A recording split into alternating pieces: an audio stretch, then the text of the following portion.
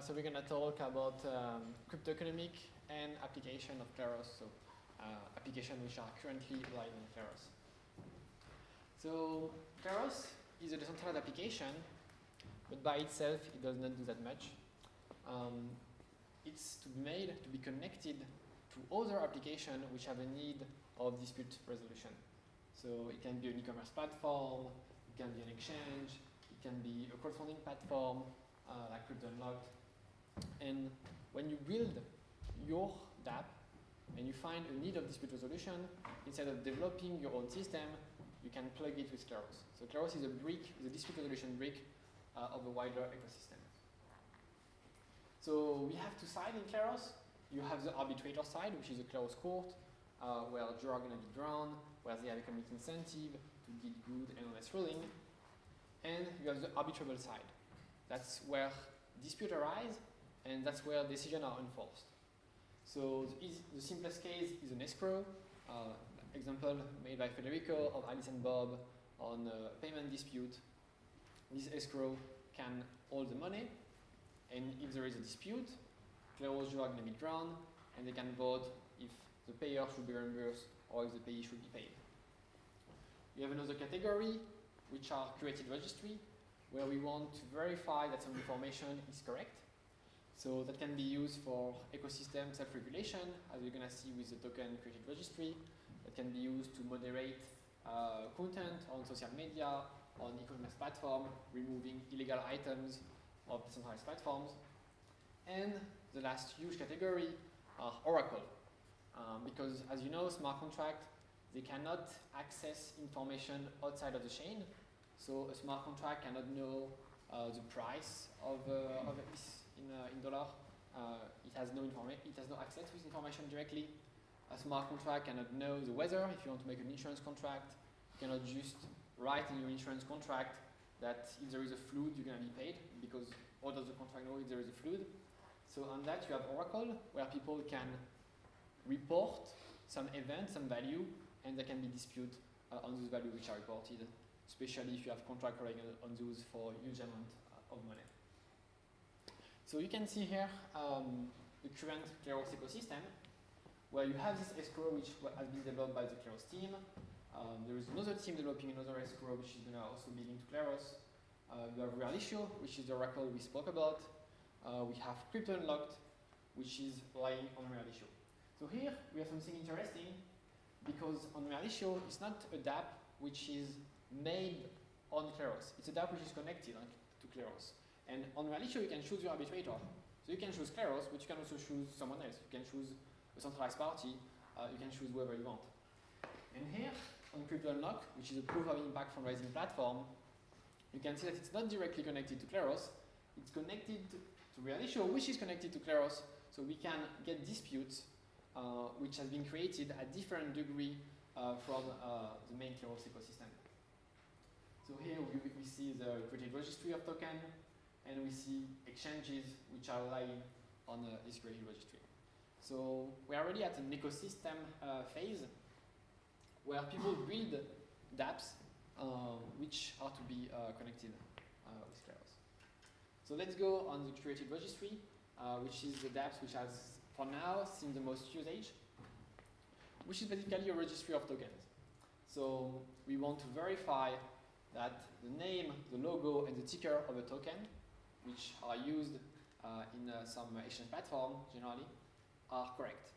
And there is a huge incentive for people to lie. So if they want to make a token that they're going to call PNK, and it's just a fake token that they made themselves, they give themselves all the supply, and then they try to scam people by selling those. So that's interesting, because we are in an adversarial context with people actively trying to scam others. So how does it work? You have Alice. She wants to register the PNK token.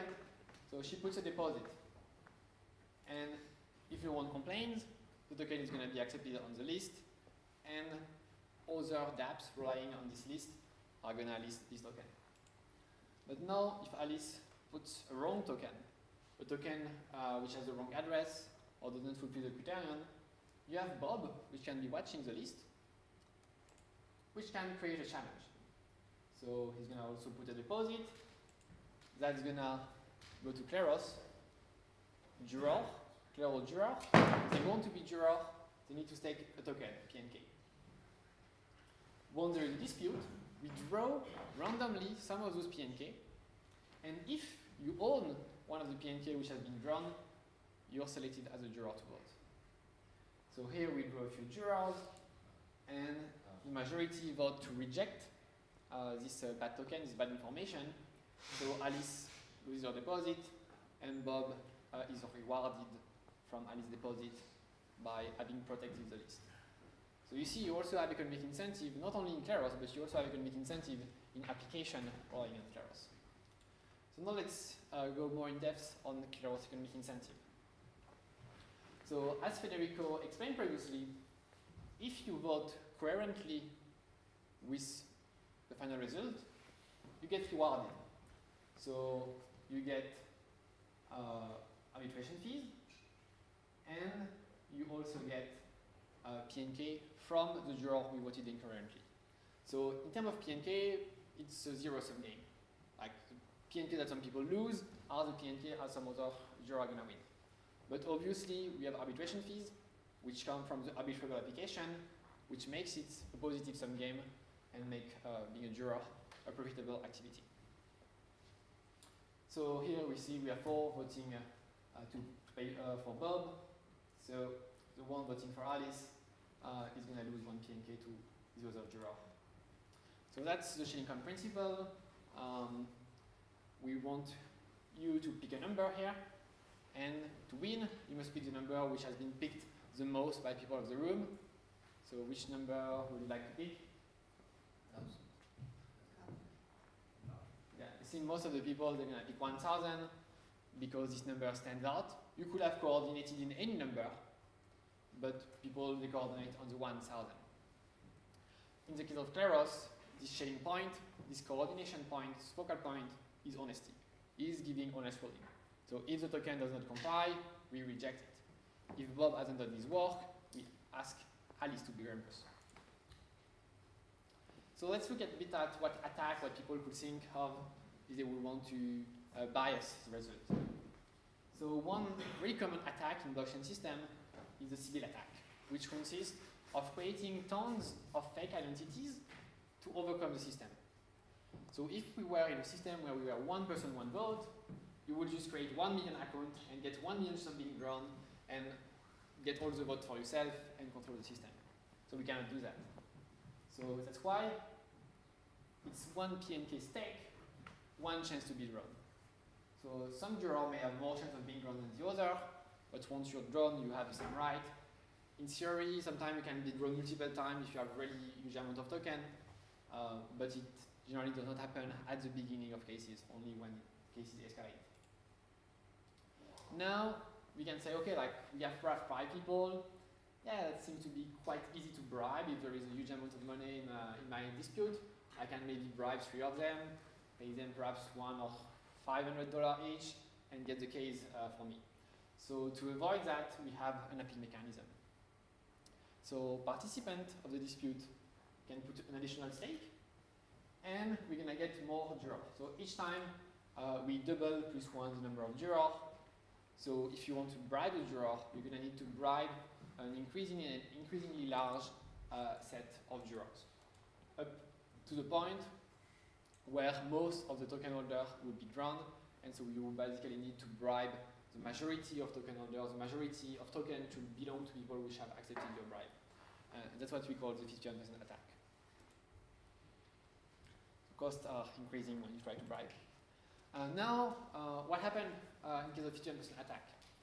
And that's, I think, that's why we really need a specific token. So let's compare what would happen with ETH. If we would just take 1 ETH, stake is 1 chance of being drawn. That would prevent from the Sybil attack.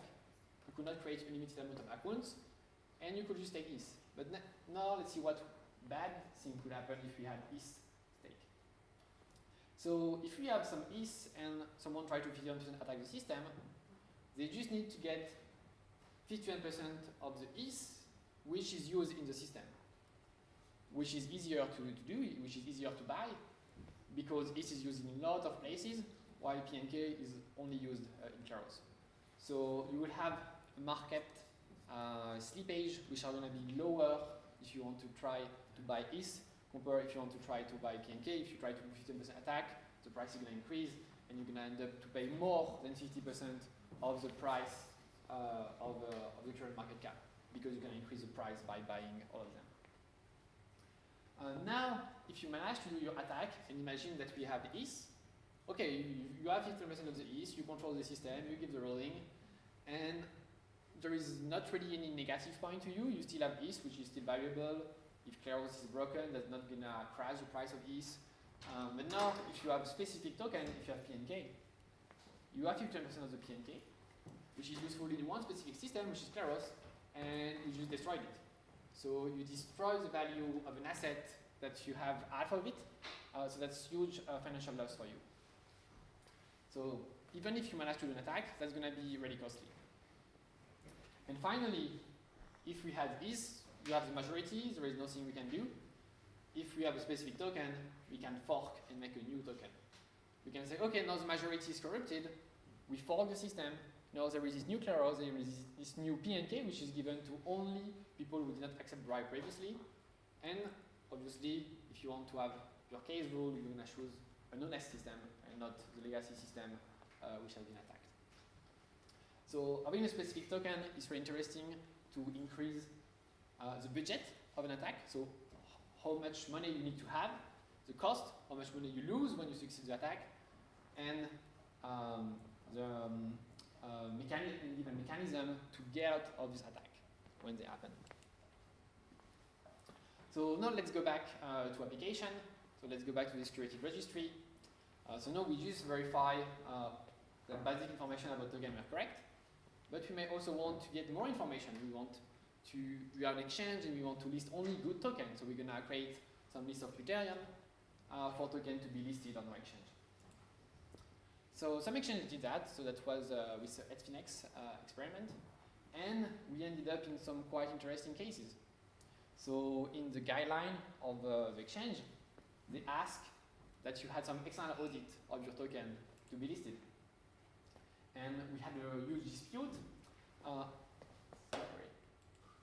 We had a huge dispute about this Grid Plus case where the team got an audit from their parent company. So the Grid Plus is a subsidiary of Consensus, and Consensus was auditing its own subsidiary, and so people argue that Consensus was not a third party to Grid Plus, and so that the audit should not be valid, and so that the token should be rejected. And it was not that obvious at the beginning, and it actually led to a nice amount of memo going. So sometimes we see elements of the current legal system which also arise in the decentralized dispute. Most of the time it's just a few texts, but when the dispute becomes complex and with huge value at stake, we also see like lawyer-like behavior. So we have Elias, which is basically a decentralized justice law firm, which was paid to produce report arguing that this token should be rejected by a challenger. So Elias, which is the first lawyer on Kleros. So now let's look at what this information are used. So we get this list of token, which is used by an exchange, which is Uniswap Ninja, which is a specific front end to Uniswap. It's also used on DuckChat, which is a Dutch auction exchange, which also look at this list to show which token to list, which auction to display. And now let's go to the escrow system. So the escrow is what is the example that Federico gave. So if you want to pay someone, if you want to pay someone you don't trust, you can put the fund in escrow instead of sending them directly. So with credit card company, if you get scammed, you may reverse the transaction by making some complaint, getting the judgments for you. But if you just pay in crypto, the crypto is gone. Like there is no way for you to get it back, especially if you don't know the other party. So we have this escrow system, where here, for example, I'm going to put a contract to ask someone to create a Lamason marketplace. In practice, I never made a Lamason marketplace, but I will actually use it to buy a mug with my face on it. Some people were selling that on the internet, and I wouldn't trust them that much, so I use this escrow, and the funds are locked. And if I don't get my mug, I can make a complaint and get my money back. If I get my mug, fine. I'm gonna just click and validate the transaction, and they're gonna get paid. So that can also be used for exchange between different cryptocurrency, where the value can be quite high, and when the cryptocurrency are not plugged together, are not linked together, so that you cannot just do it trustlessly. If you stay on the same chain, there is no need of Kleros. If you are interacting between different chains, you may need this escrow to make your exchange. So yes, if I just click yes, if I got the other part of the deal, and otherwise I can click no and I can create a dispute. Last application, this Kleros Oracle, where you can ask any question, and people can give answer and they put a bomb. So they can say, okay, I put 1 cent of ETH and I answer yes. And someone can say, no, this answer is false. So no, I put 2 cents of ETH and I answer no. And this can keep escalating to the point where there's going to be huge value at stake, and then someone can pay arbitration fee. It goes to Kleros juror. Kleros juror look at the question, and I'm going to decide which answer is the correct one. So again, that's an application which by itself does not really do that much, that just answer some question, but that's an application in which you can plug other application. So currently, there is a fundraising application which is plugged to Realisio. There will be quite soon a prediction market plugged to Realisio too. So we again see this kind of like brick where we plug and play different components to create system, and you don't just develop your whole prediction market, you plug your prediction market into an oracle which is plugged into an arbitrator, and we really see this as open execution. So we had open source, where anyone can fork your software, where anyone can modify it, but here we have open execution, where anyone can build other business logic element, cryptoeconomic element linked to the system that you created. And I think that's something which is quite new happening, and that would be one of the huge points to go into a decentralized system, because you favor collaboration. You don't even need to ask us if you want to plug to Kleros. So you can see this example of Realisio question, and it gets disputed, so then the juror sees the question, and they can give the answer. So I've presented a bit of cryptoeconomics. William is going to present a bit more of cryptoeconomics and a few applications. So we go to question now? So let's go to question now for me, Federico, Bruno, and Lizo.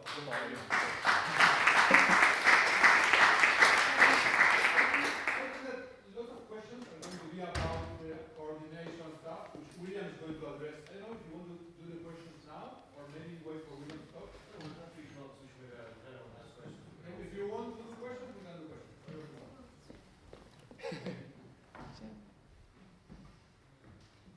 Yeah.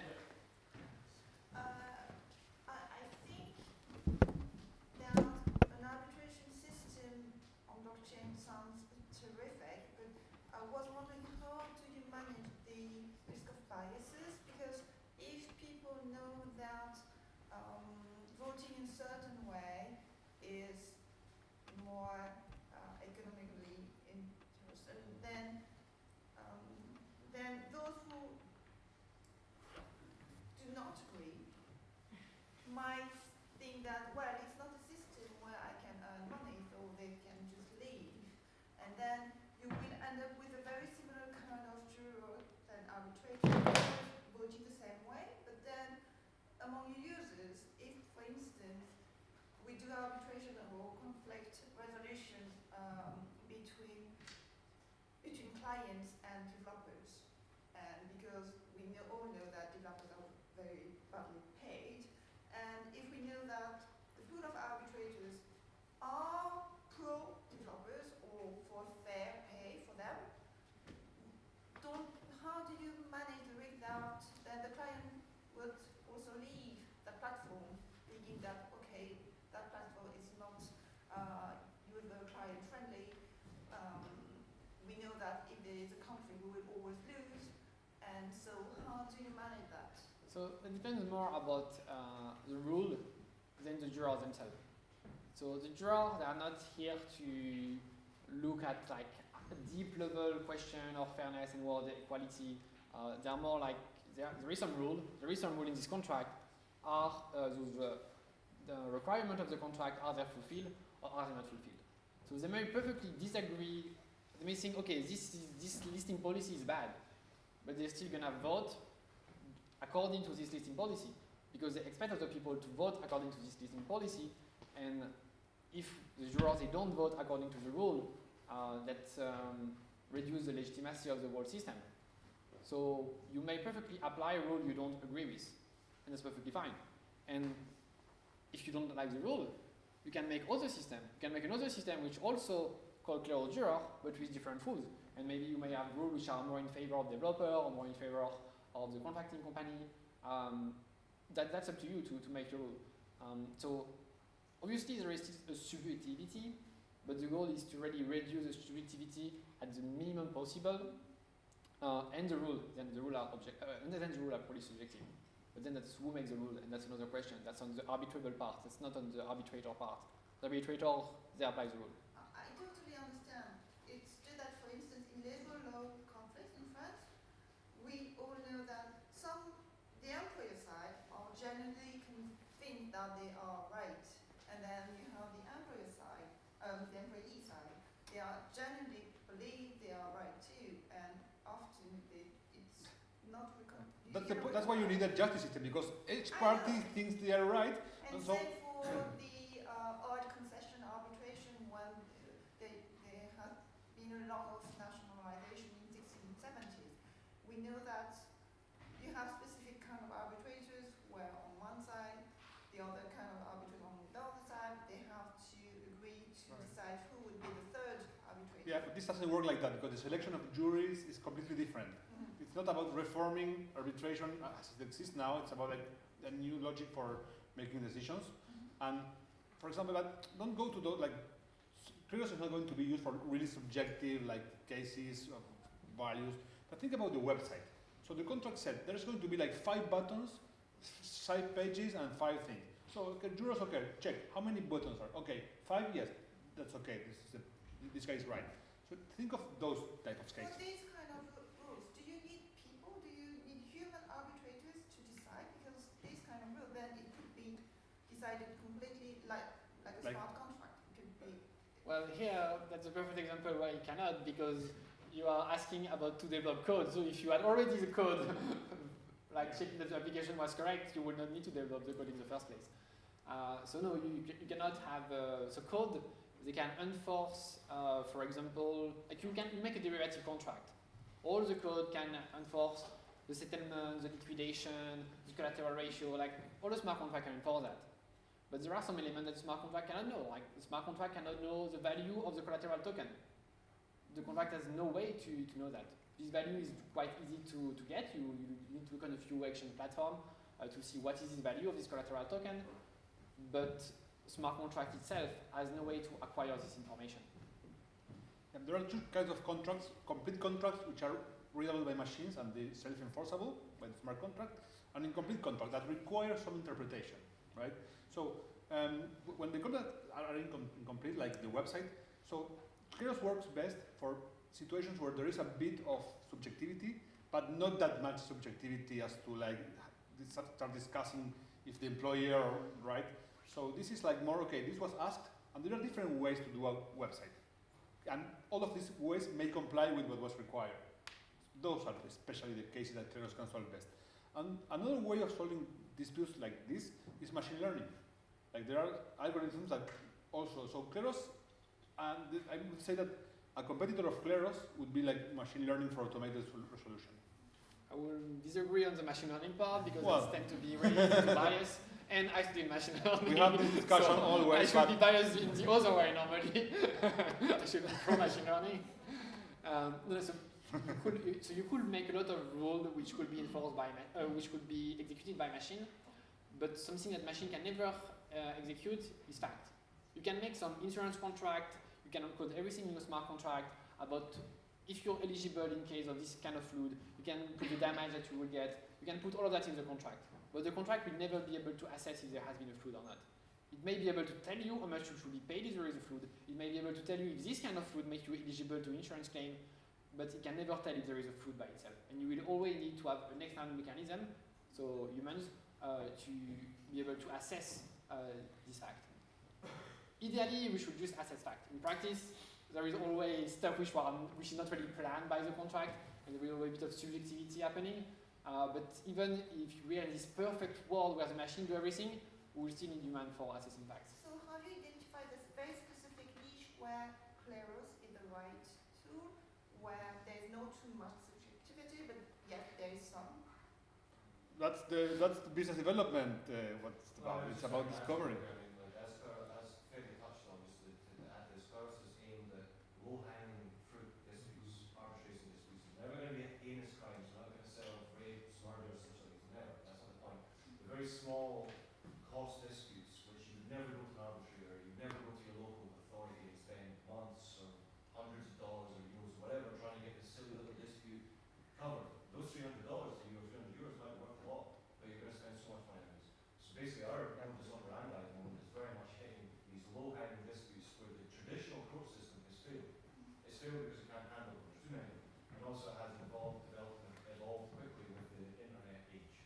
So we're aiming very much for these e-commerce sort of, let's say e-commerce now, these disputes where I'm a freelancer, you and I contract something together, we did this, you're an ally, finish something. But you're not going to go to your local authority for $100. You're going to go for Kleros, and we're going to solve it for $3, $5, $7, whatever the case may be. Very low cost, very low hanging fruits. Similar to what you could attribute mechanical Turk. The idea of the mechanical Turk and the mechanical Turk system is very small, simple stuff. That's what we're aiming for, these type of systems. We still need the human, we can't do it with the machine learning. Yeah, I know what you're going to ask. Now you go. You can answer before the Yeah, question. go. Would it be fair to say that there are different degrees of dispute resolution? When you guys talk about jurors, when you talk about arbitration, you're talking about something that's jurisdictional. But the application that you're doing is not jurisdictional at all. This is expert determination. Yeah. So your presentation, the language gets a little confusing. But in the literature of like resolution, they call them jurors, and this is the word. They're called experts. They're In expert the witnesses who are coming to the court, but you're not applying the laws of Mexico as opposed to No. France. There is no jurisdictional basis. You don't apply like law of Mexico or law of France. You apply a rule which were put in the policy of the contract, rule of this particular court. And there when are 5 buttons on a website, or not 5 buttons on a website, and you need an expert to determine 5 experts. Yeah. Count 5 up to 5. You know, that's expert determination. That's not, which is fine. But they I mean, call it them. does exist. I don't want to argue about the word, but they call them jurors. For example, handshake, Not in my the new handshake. Well, maybe. well, you can always discuss about Well, like you wording, want you can always discuss there is- whether cryptocurrency is actually a currency at all. Yeah. In practice, it's really looking like a cryptocurrency is really doing the job of a currency. A decentralized dispute resolution protocol is really doing the job that another jurisdiction may do. That's similar system. But then there's the linguistic. We can go into the linguistic discussion of prototype model. When you talk about dispute resolution, you talk about it in a jurisdictional manner. You're also talking about having recourse with respect to whatever is being assigned. Expert determination, that's it. So we have some people who apply a set of rules, and depending of the decision, there is some enforcement of the decision. That seems really similar to a jurisdiction to me. The precondition is that it's escrow. Sorry? The precondition is that there's an escrow. That there is a. And escrow. Oh, escrow. Yeah. If it's not escrow, how do you enforce the rule? Oh, you only enforce rule on dApps which are connected to Kleros. So there has to be an escrow. Yeah, there has to be an escrow. Yeah. But a lot of disputes happen without escrow. Then generally have some sort of escrow. Would it be the credit card company? Would it be eBay? Would it be Airbnb? There is often an escrow, an intermediary between transactions that you do. You don't do that much direct transaction, except when you pay cash. In the later, when we discuss layer 2 of Kleros, we can address the problem of like, yeah, what happens if there is not an escrow and who is going to be the customer? And yeah, this could be enforced without an escrow if the customer wants and You can he always- controls the enforcement. So you can always come back after the fact and put the money in escrow, but that's less likely than having the money in escrow in the first place. Still a condition that needs to be set. But how does it work in the traditional like arbitration world? There is a lot of problems for, right, but for this kind of dispute. You need to agree on You need the to agree. jurisdiction, whatever. it Like is. Kleros, you have to agree, the both parties agree to use Kleros. Yes, but there's recourse in one case, there's not recourse in the other. I can decide, if I go into arbitration Yeah. and we agree that this is the final decision, that's one thing.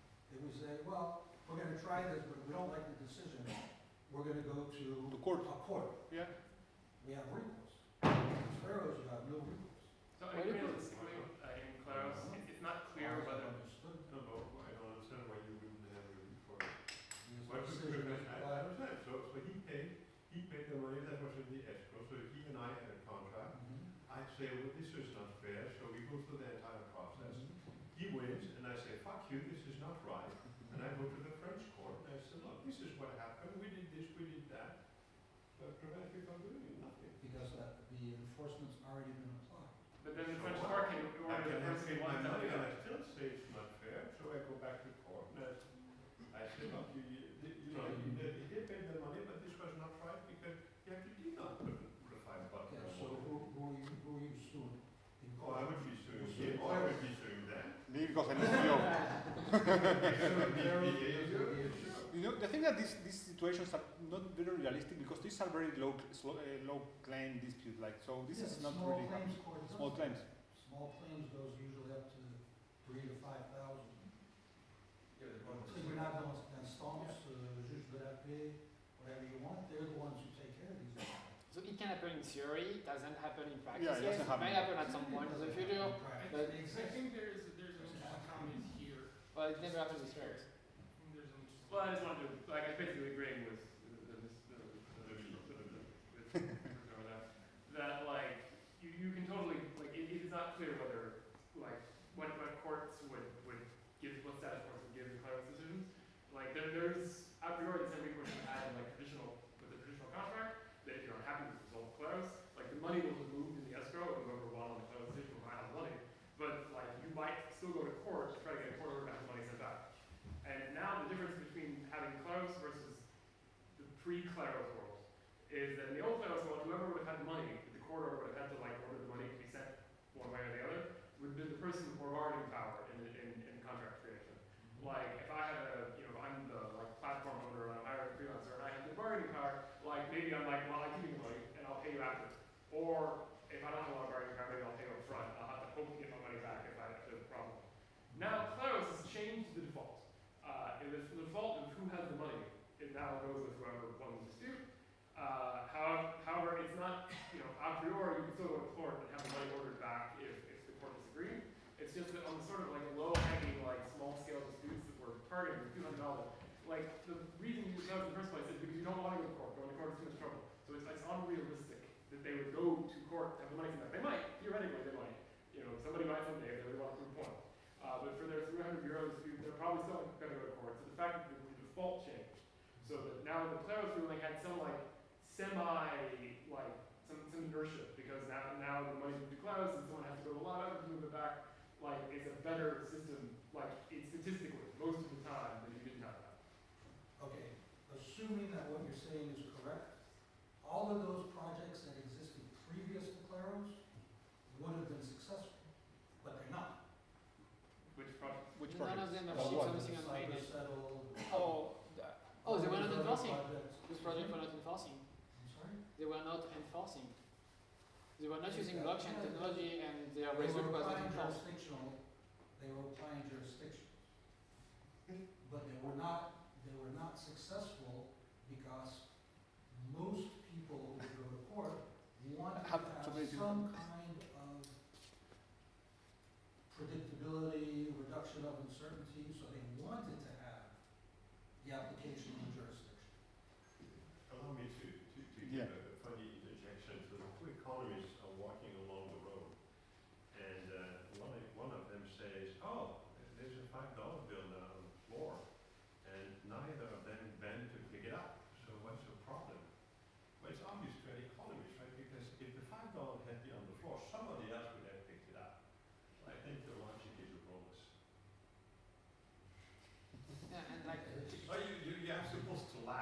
You know, we can argue, or we can show you what we found empirically about how people behave, because we have that in the next talk.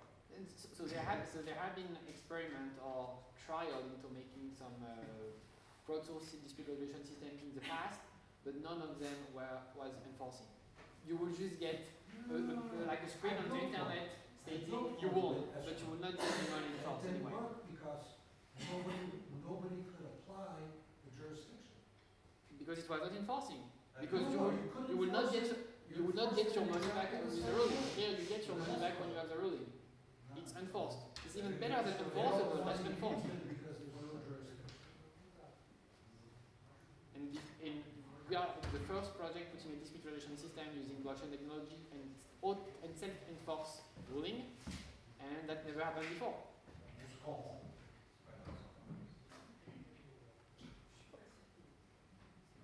So just to ask you, you could enforce the escrow then, so you have an escrow. We had an escrow system that was built in, but people did not want to use the system at all, regardless of whether it could be enforced, because they wanted to have the jurisdictional approach. If they were in Texas, if they were in some state in India, if they were in Scotland, they wanted to have that law applied, so that they could have something. I mean, with us, it's an opt-in, so both parties, before they go any further, have already agreed to this route. They've already opted into the agreement. Now, this isn't a jurisdictional agreement, I agree with you. However, that was, it changes the paradigm when both parties have to agree to that before moving forward, right? Sure. And then that enforcement is not. Usually when you write out a contract, at the bottom it says, this will be determined by Kleros. what jurisdiction. Right, Kleros. Well, in this case, it was true. Or whatever you want, like whatever parties agree, they can decide. But like your system did have, like your system had like rule of law, like how was it encoded? Like people No, who actually, participated. My objective was to get rid of all the laws and create Oh. a completely new one. Well, okay. Might as well start there. We're on similar wavelengths here. Yeah. This is also What? Kleros, I mean, if I have a jurisdictional contract with myself or somebody in Paraguay, for example, Mhm. am I going to apply Scottish law or Paraguayan Yeah. law? Probably not. There's going to be some middle ground law which is neither, which both of us have agreed to, and then we pay their money, Mhm. and that's it. If people want to use it, we can. If they don't, don't. It's as simple as that. And we do actually in the company do lots of agreements with people who are like in different countries for contractors. And we are not going, if we have like some conflict with someone who is in Tanzania doing some service for us, we're not going to arbitration or to court in Tanzania. But we use the escrow, and the guy will know that the money is there. If he complies with the work he said he would do, he will be paid. If there is a dispute, there's going to be a jury who will decide. And so Kleros provides a forum for solving disputes that don't have a forum today. And it's worked because we use it. Okay. Well, Yours works, that's why I'm here. thank you. Mine didn't work, but it had the same architecture. Let's go to William, yeah, please. And so he will explain more things about how the cryptoeconomics work and all the incentives and how to avoid people colluding and all the research we are doing to make this work.